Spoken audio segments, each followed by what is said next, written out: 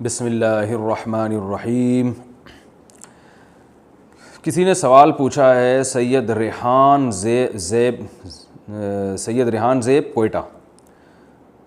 تھوڑا ہمارا مسائل کا ناغہ ہو گیا تھا، رمضان کی وجہ سے میں تھوڑا مصروف ہو گیا تھا، تو آج دوبارہ ہم آغاز کرتے ہیں اور انشاءاللہ اب کوشش کریں گے جو دن ہیں چینل پہ مسائل چلنے کے، جو ٹائم پہلے سے چلا آ رہا ہے اس کی ہم پابندی کریں۔ پہلا سوال ہے جی، مسجد میں اگر SOP پر عمل نہ ہو تو نماز کہاں پڑھیں؟ ان کا مطلب پتہ نہیں کیا ہے۔ سوال سے آگے جو انہوں نے پوچھا ہے اس سے پتہ چل رہا ہے کہ مسجد میں اگر آج کل جو وائرس پھیلا ہوا ہے اور احتیاط پر عمل نہ ہو، لوگ فاصلے سے کھڑے نہ ہو رہے ہوں اور مل کے کھڑے ہو رہے ہوں، تو پھر کیا کریں؟ اگر کسی علاقے میں آس پاس کی تمام مساجد میں کرونا وائرس کے سلسلے میں باجماعت نمازوں کے دوران بیان کردہ احتیاطی تدابیر پر عمل نہ کیا جاتا ہو تو کیا یہ صورتحال جماعت چھوڑنے کا عذر بن سکتی ہے؟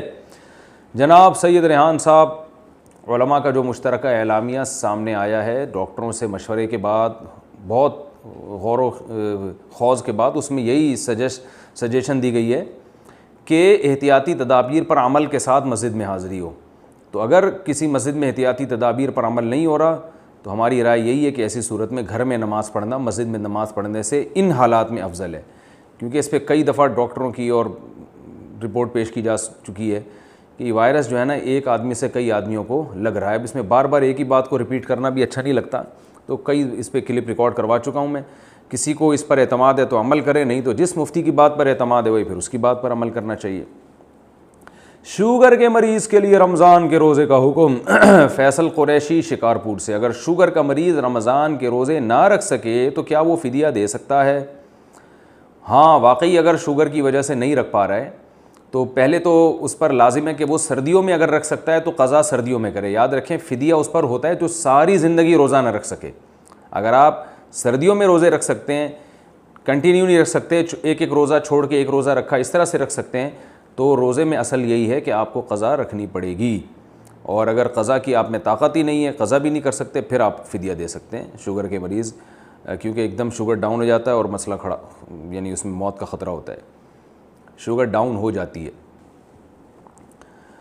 رقم محفوظ کرنے کے لیے پلاٹ لیا ہو تو زکوٰۃ کا حکم۔ اگر پلاٹ یا زمین اس لیے لی ہے کہ رقم محفوظ ہو جائے تو اس صورت میں کیا اس پر زکوٰۃ واجب ہوگی یا نہیں؟ عبدالحفیظ کند کوٹ سے۔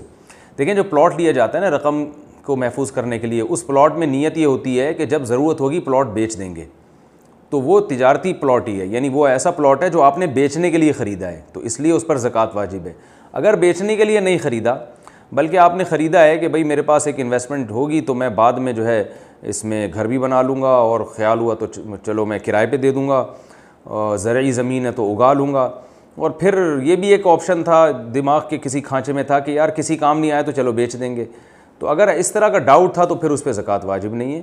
لیکن اگر یہ تھا کہ ابھی خرید لیتا ہوں، بعد میں جب قیمت بڑھی تو بیچ دوں گا، تو کیش اماؤنٹ گھر میں رکھنے سے بہتر ہے پلاٹ خرید کے رکھو، تو یہ نیت تھی تو پھر اس پہ زکوٰۃ واجب ہے۔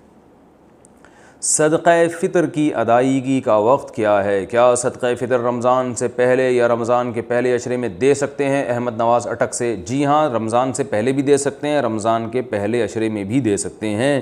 عید سے پہلے دینا بہتر ہے، عید کی نماز سے پہلے۔ گھر میں حافظ نہ ہو تو تراویح کیسے پڑھیں؟ گھر میں کوئی حافظ قرآن نہ ہو تو تراویح کس طرح پڑھی جائے؟ عبدالصمد کینیڈا سے۔ بھائی علم طرح سے پڑھ لیں، چھوٹی صورتوں سے پڑھ لیں، سورہ یاسین یاد ہے تو وہ پڑھ لیں، کسی بھی طرح سے پڑھ لیں۔ حاملہ عورت کے لیے روزہ رکھنے کا حکم۔ کیا حاملہ عورت رمضان المبارک کے روزے رکھ سکتی ہے جبکہ طبیعت خراب ہونے کا شدید اندیشہ ہو؟ محمد ہارون الرشید یوپی سے۔ اگر غالب گمان ہے کہ حاملہ عورت نے روزہ رکھا تو واقعی اس کی طبیعت خراب ہوگی، یہ زیادہ تر دماغ اسی طرف جا رہا ہے، تو پھر حاملہ عورت روزہ چھوڑ سکتی ہے، اور لیکن نارملی ایسا ہوتا نہیں ہے، اس لیے یہ کہنا کہ جو بھی جس خاتون کو بھی پریگننسی ہے وہ روزہ چھوڑ سکتی ہیں، یہ غلط ہے۔ اگر اس پریگننسی میں روزہ رکھنے سے باقاعدہ نقصان ہو رہا ہے یا ہونے کا غالب گمان ہے تو پھر تو روزہ چھوڑا جا سکتا ہے، ادروائز روزہ نہیں چھوڑا جا سکتا، اور یہ ڈاکٹر بتا سکتے ہیں زیادہ اچھا کہ ان کو روزہ رکھنے سے نقصان ہوگا کہ نہیں ہوگا، اور ڈاکٹروں میں بھی ایک ڈاکٹر سے نہیں پوچھنا چاہیے، دو تین ڈاکٹروں کی رائے لے لینی چاہیے۔ زکوٰۃ میں سونے کی کون سی قیمت کا اعتبار ہوگا؟ زکوٰۃ کس قیمت کے اعتبار سے دینی چاہیے؟ جس قیمت میں ہم سونار سے سونا خریدتے ہیں یا جس قیمت پر ہم سونار کو واپس بیچتے ہیں؟ بنت عبید اللہ انڈیا سے۔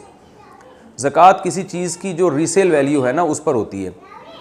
آپ نے جب سونا جو ہے کسی کو بیچیں گے، یعنی مارکیٹ میں جب بیچنے جائیں گے، سونار کو نہیں، مارکیٹ میں جب بیچنے، سونار تو بہت کم قیمت پہ لے گا نا، سونار جس قیمت پہ آپ کو بیچ رہا ہے تو وہ والی قیمت اس کی مارکیٹ ویلیو کہلاتی ہے، اس قیمت پہ آپ زکوٰۃ دیں گے۔ کیا وبا میں مرنے سے حقوق العباد معاف ہو جائیں گے؟ میں نے سنا ہے کہ موجودہ وبا سے جو لوگ مر جاتے ہیں وہ شہید ہوتے ہیں۔ اگر ایسا شخص حقوق العباد میں کوتاہی کا مرتکب ہو تو اس کے ساتھ آخرت میں کیا معاملہ ہوگا؟ عادل شہزاد، سعودی عرب۔ دیکھیں، یہ شہادت کی قسم ہے مگر اس میں فضیلت ہے، موت کی، گناہ معاف ہوتے ہیں، مگر یہ کہ سارے ہی معاف ہو جاتے ہیں اور کبیرہ بھی معاف ہو جاتے ہیں یہ اللہ ہی جانے۔ تو اس لیے ہمیں تو گناہ سے بہرحال بچنا چاہیے، اور اگر وبا میں مر گیا تو شہادت کی فضیلت بھی حاصل ہوگی۔ تو اس لیے حقوق اللہ بھی پورے کرنے ہیں، حقوق العباد بھی۔ پھر اگر اللہ شہادت دے دیتا ہے تو وہ ایک اللہ کی طرف سے ایک اضافی نعمت ہے۔ تو کبھی یہ سوچ کے گناہ کرنا کہ میری وبا میں موت واقع ہو جائے گی تو میرے گناہ معاف ہو جائیں گے، یہ سوچ کے گناہ کرنا بالکل جائز نہیں ہے اور بے وقوفی ہے۔ تو حقوق العباد تو ویسے بھی بہرحال ادا کرنے ہی پڑتے ہیں، وہ تو دینے ہی دینے ہیں، اور اللہ کے حقوق یعنی اگر نمازیں باقی ہیں، روزے باقی ہیں تو ان کی بھی وصیت کرنا لازم ہے۔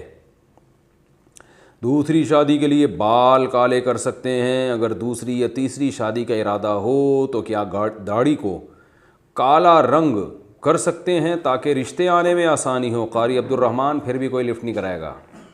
یہ بتا دوں آپ کو میں، بالوں کو چاہے آپ پلاسٹک سرجری بھی کروا لیں نا، دوسری شادی کے لیے بہت پاپڑ بیلنے پڑتے ہیں، پھر جا کے رشتہ ملتا ہے، بڑے دھکے کھانے پڑتے ہیں انسان کو۔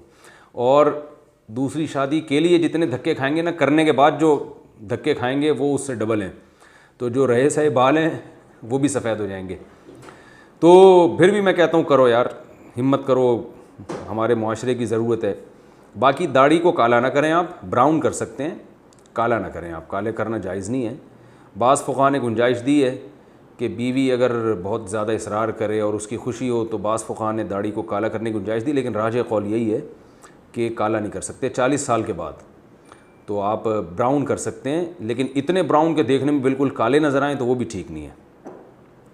کئی سال کے سجدہ تلاوت واجب ہوں تو کیسے ادا کریں؟ اگر کسی شخص نے پچھلے 8 سالوں سے اب تک لا علمی کی وجہ سے سجدہ تلاوت ادا نہ کیا ہو تو اس کے لیے کیا حکم ہوگا؟ محمد عرفان، اعظم گڑھ۔ بھائی سارے سجدے کر لے، کتنا ٹائم لگتا ہے؟ اندازہ لگا لے کتنے سجدے واجب ہوں گے، زیادہ 500 ہوں گے، 1000 ہوں گے، 1500 ہوں گے، تو کیا ہے اس میں؟ روزانہ ہر نماز کے ساتھ تھوڑے تھوڑے کرتا رہے، لیکن نمازوں کے بعد مسجد میں سجدہ کرنا مکروہ ہے کیونکہ لوگ اس کو پھر سنت عمل سمجھتے ہیں۔ تو گھر میں آپ روزانہ کر لیں، 10 کر لیں، 20 کر لیں، 30 کر لیں، اور ڈائری میں نوٹ کرتے چلے جائیں۔ روزے میں تھوک اور بلغم نگلنے کا حکم کیا؟ روزے کی حالت میں تھوک، بلغم یا ناک کا پانی نگل لینے سے روزہ ٹوٹ جائے گا؟ نازیہ صاحبہ انڈیا سے۔ نہیں ٹوٹے گا، بلغم و شلغم نگلنے سے نہیں روزہ ٹوٹتا۔ فیڈ کرانے والی عورت کے لیے روزے کا حکم، اگر ماں 10 ماہ کے بچے کو دودھ پلاتی ہو تو کیا وہ روزہ رکھ سکتی ہے یا نہیں؟ محمد سفیان ملک انڈیا سے۔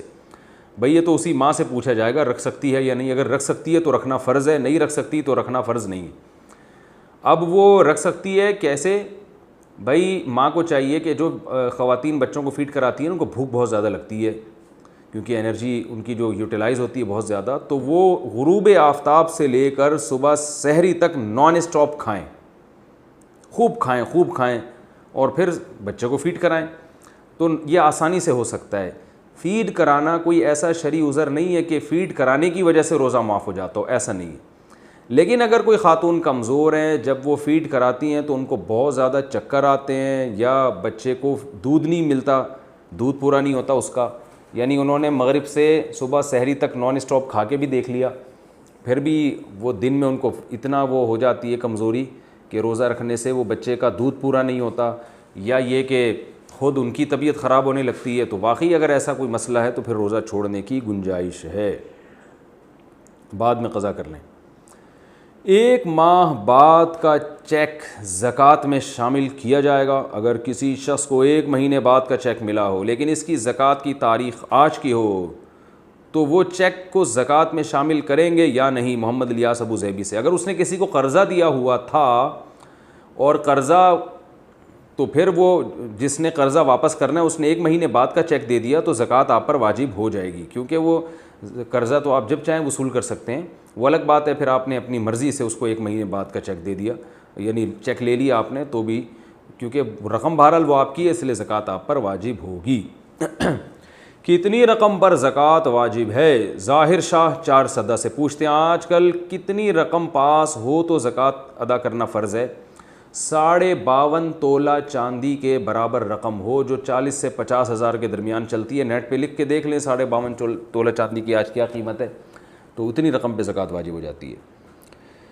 اس پر میں نے پوری ڈیٹیل سے مسئلہ ریکارڈ کروایا ہے، میری ایک یعنی انٹرنیٹ پہ آپ لکھیں گے مفتی طارق مسعود زکوٰۃ کے مسائل، تو ایک آڈیو بیان ہے بہت تفصیل سے، وہ سن لیں تو بہت زیادہ ثواب ملے گا۔ رمضان کی مبارکباد دینا کیسا ہے؟ رمضان کی مبارکباد دینا شرعاً کیسا ہے؟ جمال الدین، مبارکباد اصل میں ایک دعا ہے کہ اللہ برکت دے، تو اس نیت سے اگر کوئی کہہ دیتا ہے رمضان میں اللہ آپ کو برکت دے، مبارک ہو، تو ٹھیک ہے، کوئی حرج نہیں ہے، لیکن اسلاف سے ثابت بہرحال نہیں ہے یہ۔ اذان کے دوران سحری کھا سکتے ہیں؟ کیا سحری عین اذان کے وقت سحری میں عین اذان کے وقت پانی پی سکتے ہیں؟ اگر نہیں تو کتنی دیر پہلے کھانا پینا چھوڑ دینا چاہیے؟ محمد سعودی عرب سے۔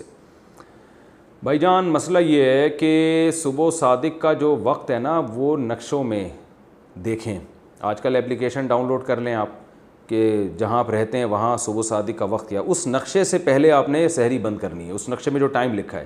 اذانوں کا اعتبار نہیں ہے، اذانیں بعض دفعہ جلدی ہو جاتی ہیں، بعض دفعہ لیٹ ہوتی ہیں، تو اس لیے اذان پر آپ اعتماد نہیں کر سکتے، آپ نے صبح صادق کا ٹائم دیکھ کے افطار کرنا ہے۔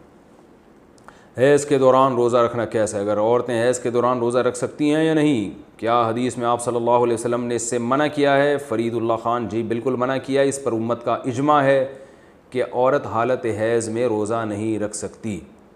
روزے پورے کرنے کے لیے حیض روکنے کی دوا کھانا، کیا خواتین کے لیے مینسز روکنے کے لیے ٹیبلٹ استعمال کرنا جائز ہے تاکہ پورے رمضان کے روزے رکھ سکیں؟ رفیع اللہ صاحب سواس سے، جی بالکل جائز ہے، مینسز روکنے کی دوا کے لیے عمرے کے دوران بھی اور روزے رکھنے کے لیے بھی جائز ہے، کھا سکتی ہیں، لیکن صحت کو نقصان ہوتا ہے، تو قدرت کے کاموں میں جو نیچرل چیزیں اللہ نے رکھی ہیں ان میں خام خواہ میں دخل اندازی نہیں کرنی چاہیے، اس سے ڈسٹربنس پیدا ہوتی ہے، تو کوئی بات نہیں، بعد میں قضا کر لیں، جائز بہرحال ہے لیکن صحت کو نقصان ہو سکتا ہے۔ سحری اور افطاری کی مسنون دعا، کل میں نے ایک جگہ پڑھا تھا کہ روزہ کی نیت دعا اور افطار کھولنے کی دعا کسی حدیث سے ثابت نہیں، کیا یہ بات صحیح ہے؟ امرہا خان، روزے کی جو نیت ہے وہ بھی صومی غدن نویت من شہر رمضان، یہ تو بالکل بھی ثابت نہیں ہے، بس دل میں نیت کافی ہے روزہ رکھ رہا ہوں۔ افطار کھولنے کی دعا بھی حدیث ہے، اس کی سند پر کلام ہے، لیکن عبداللہ بن عمر سے ثابت ہے، تو صحابی رسول کا قول بھی اس بارے میں ہمارے لیے حجت ہے۔ اللہم لک صمت وعلی رزقک افطرت، لہذا یہ پڑھ لینی چاہیے۔ اور روزہ کھانے کے بعد جو ہے نا آپ صلی اللہ علیہ وسلم جو بالکل بے غبار طور پہ جو بات ثابت ہے وہ یہ ہے، ذهب الظما وابتلت العروق وثبت الاجر انشاءاللہ تعالی، یہ دعا پڑھنی چاہیے کہ پیاس چلی گئی، رگیں تر ہو گئیں اور اجر اللہ کے دربار میں ہمارے لیے انشاءاللہ ٹھہر چکا ہے۔ روزے میں بھاپ لینے کا حکم، بھاپ کو بھانپ لکھا ہوا ہے، جیسے سانپ نہیں لکھتے، بھاپ ہوتا ہے بھائی، بھانپ نہیں ہوتا۔ محمد احمد انڈیا سے پوچھتے ہیں روزے کی حالت میں بھاپ لے سکتے ہیں؟ نہیں لے سکتے بھائی، وہ تو بہت زیادہ پانی ہوتا ہے، آپ کے پھیپھڑوں میں جائے گا، روزہ ٹوٹ جائے گا اس سے۔ کان میں دوا ڈالنے سے روزہ ٹوٹ جائے گا؟ محمد ذیشان دہلی سے، کیا روزے کے دوران کان میں دوا ڈال سکتے ہیں؟ روزے کے دوران کان میں دوا ڈالنے سے قدیم فقہا نے منع کیا ہے، کیونکہ اس زمانے کے طبیبوں کا خیال یہ تھا کہ کان کا ڈائریکٹ راستہ دماغ کی طرف یا معدے کی طرف جاتا ہے، تو ہم جو چیز کان میں ڈالتے ہیں دماغ میں پہنچ جاتی ہے، لیکن جدید ریسرچ سے ثابت ہوا ہے کہ کان بالکل بند ہے، یہاں سے کوئی راستہ دماغ یا پیٹ کی طرف نہیں جاتا، اس لیے بہت سے علماء نے اس زمانے میں یہی فتویٰ دیا ہے کہ کان میں دوا ڈالنے سے روزہ نہیں ٹوٹے گا۔